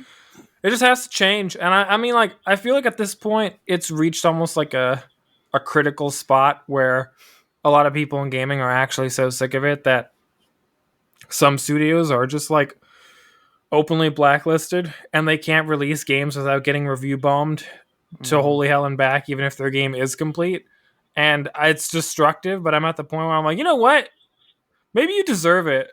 No. Yeah. Maybe if you're a AAA studio, you should release 3 games in a row that are actually done in order to atone for your sins of everything you did beforehand before we decide that you're you're gonna need a video game developer verified check mark a la Elon Musk. We have to pay three fully released games that actually work before the gaming community goes, no, you're a video game developer again. Because it's just I'm so tired of it. I don't even trust the studios that I like anymore. I'm you're also full of shit. I'm done with it. So that's it. I mean, there's a reason why I'd say I play Skyrim still and play Stardew Valley and a lot of other games in my library. Because it's just those games and Mario Kart, And Mario, all these games that have been out for years, because that's what those games. This could be the year. If there was a year in recent times to do it, this is the year, because there is so much lined up from pretty much every studio. So every single major studio that has made themselves look like absolute clownfish in the last half a decade to decade all have a major title releasing this year for the first time in a long time. So there's so many redemption arcs this year that can happen. Even CD Projekt Red, technically, with Cyberpunk's expansion, granted it's not as big of a deal, I think, as a lot of Starfall or whatever from Bethesda, I think is a much bigger deal for a lot of people than anything else, because really their last major title that is supposed to be like a flagship was like what? Fallout 76, and then they have some small games in between that did well. They did well. Like Arcane Studios always comes out with really solid games. They're one of the few like subsidiaries of any of these major companies that has not screwed up royally yet. But like from their major titles, like Starfall is going to be or Starfield, not Starfall. Starfield. So like they have a chance. So like all these studios are like, well, we've got things coming, and it's like, don't fuck it up, because if you do, we're like all on edge. So don't push your luck. I'm not looking to pick up Starfield day one, and I don't. No, not for me either. Buying it, I don't trust it. It's gonna need. I think every game for me now needs like a 1 week buffer. Betting, you guys still do it. Nope, you still do it. Okay. Nope, I'm not. Oh, okay. We'll check draw back the in. line. I got burned with Cyberpunk. I'm done. Okay. I think the only studio now that I'll buy stuff from is and I forgot their name. The studio that makes Neo 2. Whatever that is. Neo 2, Neo, like all those. Day Drinker, what is the game? What is something you're looking forward to in the gaming industry? Hold on. Let me find the answer to my question. Let me check with my agent. Hold on. What is something I'm looking forward to in the gaming industry in 2023? Yeah. PAX East. I'm looking forward to going to PAX East. So that's actually, that makes sense. And because if you are listening and you want to check us out in person, we're going to be at PAX East. So check us out. Have fun. Yeah. Come by, grab some free swag, and I don't know. We'll talk. I am so looking forward to, because we were supposed to go to another gaming convention, and I couldn't go because I ended up with COVID. And so then we went to a gaming adjacent con, which was fucking amazing. And now I am looking forward very much to going to PAX East. Well, and this will be year 2 for me, and I'm super pumped as well. We're also going to the Atlanta Comic Convention. Yes. We'll be there as well. And then PAX in March. So we'll be in 2 places. Physically, well, actually 3 if you think about Southern Friday Gaming when it comes back around as well. Well, but that's like July. So. Talk about like near future. But we'll be there. We'll check us out. And we'll be checking you out. Yeah, we'll be checking you out too. And Phoenix, what do you have for what are you looking forward to? I mean, okay, honestly, and I've barely ever lie touched to me. VR. Yeah, right. What terrible way to start a sentence. I've barely touched VR. I've played Beat Saber once. Actually, it's pretty fun. And I don't have anything against VR. I certainly believe in VR as something useful in games a lot more than, like, say, NFTs. NFTs are great use in gaming. Of game resources. That reminds me of another question we were going to ask. And I said no. We've gotten to the point now where we have this gamut, this range of VR headsets. HTC is releasing a new headset for $1,100 that is like, down to almost sunglasses size. And there's also a Vive Pro that's up there, but then you have like, and that HTC one is also like wire free, standalone. Wow. And then you got the standalone Quest 2, Quest 2. Which is like $400. And usually you can get it like $400 plus 2 games, or right now, I think you can get it $400 and the Elite head strap with it. So you got this range from like, I won't say affordable, but definitely more affordable. And then if you want to go crazy, like real crazy price. So we've got the equipment out there, and that continues to evolve. And, the price is going to continue to come down on the affordable ones through the next like 4 or 5 years easily. But I want to see the content. I really want to see good content start to come in. Yeah, not just 2023, but this might take a little bit longer than that. But I want to see a little bit more of like what Resident Evil did, what Hitman did, where they said, here's the game. And we did this VR thing about it extra as well. And to like start building some momentum, like we had that huge push in, what was it, 2019 of like VR is coming, 2018, 2019. And like, it was huge. And then everybody got it and they're like, oh, there's not really any games for this. Yeah. There's like some experiences, but even those are like, 5, 10, 30 minutes at most kind of thing. Yeah. And I'm not saying that I need like multi-hour games all the time either, because like you got this thing that's hanging on your head and that is not comfortable. Just a regular, like it takes me forever to find a headset that doesn't hurt my head. Yeah. But I want it more than just an experience. I want it to be a game. Doesn't have to be a long game. I want a game. Of course, Valve came out with Half-Life 3 in VR. Half-Life Alex, not 3. Right. Yeah, I know they misnamed it. The Half-Life 3, the Alex experience. It's not 3. But and that was a real game, and that really blew some people. And Beat Saber, real game, and using and even the Resident Evil stuff or the Hitman 3 stuff, which is it doesn't really bring all that much extra to with VR over the regular game. Although some argue that the Hitman 3 brings a little too much extra because it makes you a little bit too close to the concept of like strangling someone or something like that. Like, God. Well, you play an assassin. That's true. God. For me, No Man's Sky and Elite Dangerous by far are like the biggest games. Oh, yes. Like biggest games for VR. Like very expansive, wild to play.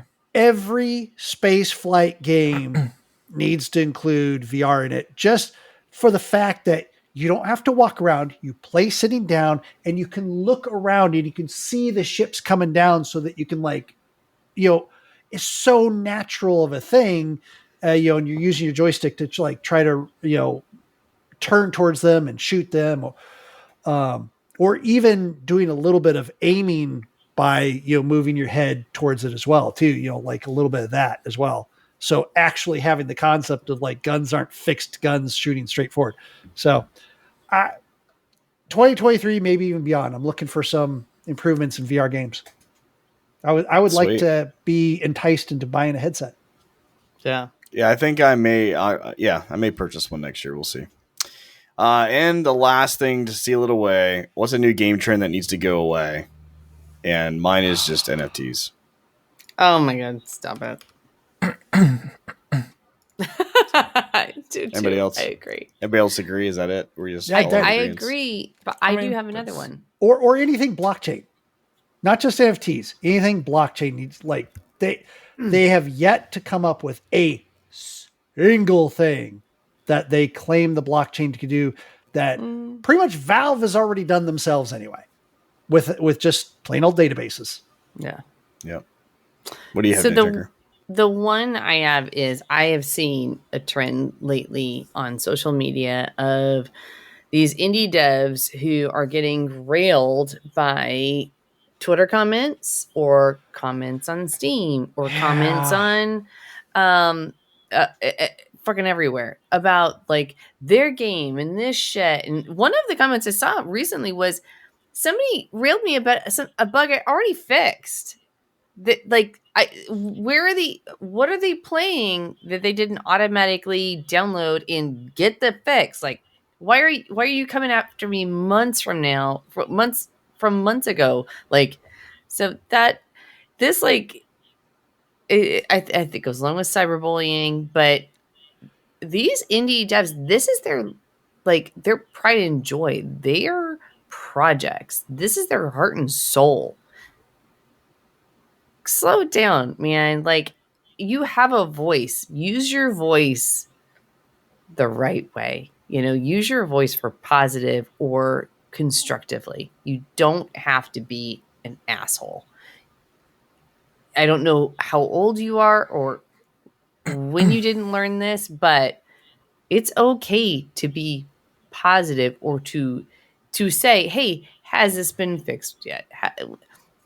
I have I'm on several horror game Twitter threads, and that's the thing that I've been noticing lately, and I hate it for these developers. Okay. They're like, my game, I didn't get this many views, I didn't get this many purchases, I didn't get this many people playing, I didn't get this many people commenting, and they're begging for comments because that's where they're getting their bread and butter from. So if you have played an indie dev game, comment positively or constructively.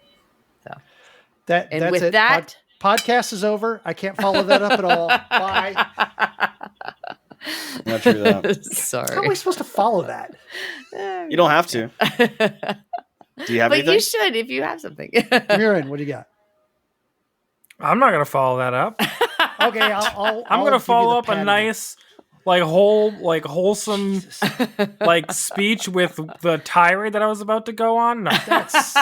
No, that was okay. So, Day Drinker, that was a great interpretation of that question, because we all came up with questions.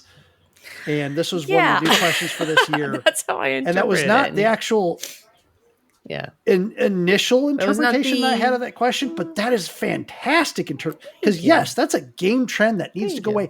There have been multiple indie devs that have completely stopped their projects because of death threats. Yep. There was a guy recently. Fucking death threats. Death threats. Oh, kills me. I'm sorry. If Savannah was making a game, I would just be like, no, well, I'm going to kill you twice. Yeah. I already know where you live. I'm going to put you into the game, and then everybody's going to kill you. Yeah, that is probably the best answer to that question. But I did think NFTs initially, and then I was like, wait, hold up, I got one. Yeah, much better. It's simple. Just NFTs. Much better. Yeah, and good to see that you don't think too much like Mike. Yeah. I would say the game trend that I've seen. So we've certainly seen in the past where every game genre or type has to have like RPG elements in it. Like you have RPG elements in your first person shooters now of like leveling up your guns, right? Yes. And that's been going on for years and years and years. Well, the new trend that I've seen within the last year-ish or so is now every game has relationship building in it, whether it fits in the genre or not. Like Midnight Suns, which is this concept of taking Marvel characters and putting them into this game that is kind of ish like XCOM, like a turn-based strategy, but it's done with cards, and you don't actually truly move your people. You mostly move them with your cards. You only got one character you can move per turn, which sounds so restrictive, but it's not. Like the combat is pretty damn cool. And they threw this whole relationship building thing in it, which I guess it's okay, but it just exposes the weak points of the game where in this case it does. But it's like these games that just don't need relationship building in it, and they're squeezing it in there because it's the big thing to do right now. I hope that goes away in 2023. If I had to vote which thing goes away in 23, it's Kelly's thing. Kelly's thing needs to go away. But mine's a close, no, not even close. Mine's a distant second or third. Oh, thank you. All right, Bruno, what do you got? It's not even new. It's just like has such a massive uptick this year in AAA titles. Like I used to see it all the time in like those like fucking trash MMORPGs that would kind of like just propagate to every continent, and you would play them and you'd be like, wow, this game is shit. Like it's fun, but it's also shit at the same time. And it's like the massive amounts of like pay to win, pay to progress MTX, and the stupid amount of DLC access for every facet of the game that now exists everywhere. And it used to be like these like shady, like weird game devs where you could tell that they just pumped out like default assets and shit or just really low effort stuff. But now every AAA studio to some degree is trying to like ham fist that shit into every game and every facet of it. So like a good example right now is the new Tide series from Warhammer 40k, or the new game in their series. So Dark Tide, Warhammer 40k Dark Tide. It's not even a finished game, like by any means, by any stretch of the imagination. It's not even like they were like, oh no, like we don't have these things done. They just like removed them, and they'll inevitably, much like what happened with Vermintide 2, but even worse at this point, be added back like drip fed for $15 a piece. And there's still microtransactions in the game, so you look like this plain dog shit soldier unless you spend $30 to look cooler. And like usually I'm cool with vanity. It's I'm like, whatever. It's a bajillion, not 30. A bajillion. But like it's so intense, and like in Lost Ark, it was kind of like built into it, so it's not as like offensive to you, but it's definitely there. Like oh yeah, the spending cap is 2,000 USD a day. So like, haha, not a big deal. And it's like that's a big not a big deal. Just a low price of $60,000 to $62,000 a month, unless of course it's leap year, in which case you have a cheap month once. like what? So like it's just everywhere. And in 2023, one of the big ones that I'm watching for is we all saw what happened with Diablo Immortal, which was a pay to win, pay to progress shit show, and now we've entered into 2023. And we know that there's a lot of staff working on Diablo 4's item mall. So no matter how much they promise that it's not going to be a shit show, I don't believe them, because Blizzard is still Blizzard and they're not owned by anybody new. So I fully expect that when that game launches in 6 months, it's probably also going to be a pay to progress, pay to win, like gong show. And like just re-releasing the same games for the same price. Like Overwatch 2, which is just Overwatch 1.1. But like then they're like, oh, well, we're going to make you pay. And then it's like, we're not actually going to make you pay. But then we're going to add like battle passes that cost more money. And we're going to change a bunch of structure to the game just for ways to like get more money out of you. Now it's so prevalent that I legitimately cannot think of a company that doesn't do it in some way. Like that doesn't force DLC into some facet of like themselves as an entity, or microtransactions somewhere in one of their games where it is completely not required to be in there, but is in there to a point where it is required to take part at some point in time if you intend to play the game seriously. And it's just like, you guys already aren't releasing finished games, but then you want us to pay for stuff that you also haven't finished. Like, I'm going to buy your DLC for $15 for a class that doesn't even work. So, like, I just paid $15 to unlock a character, and half of its 30 abilities don't function the way they're supposed to, or at all. And they're like, yeah, but we'll fix it eventually. If you buy our expansion that's going to come out that updates all of our DLC. Also, you can buy a special weapon that adds 10 stat points to that specific class. And it's like, I don't know, I'm just sick and tired of it. Yeah. Well, blame Bethesda. It's all good. Well, hey, that is what got our attention this week, and that's horseshit. No, it's horse armor. One potato, tomato. Anyway, that's what got our attention this week. If you want to check out more about us, check out sasgaming.com. You can also check us out on either Spotify if you're listening, or if you want to watch the video version, check out us on YouTube. And if you're watching already on YouTube, great. Thank you so much. And then also, if you want to help us out a little bit further, patreon.com/sasgaming, where you can unlock some things if you want to help us out. So until next time, we love you guys. And as Kelly kindly said, is be kind to each other. I mean, really, it's basically it. So it's a lot of hard work to do your job. Be nice, but be respectful. But yeah. Don't forget, fuck around, find out. And we're definitely at the find out phase, so we need to make sure that people find out. I will come after each and every one of you. Awesome. Well, hey, you guys take care. See you next time. Blanket threats. Peace.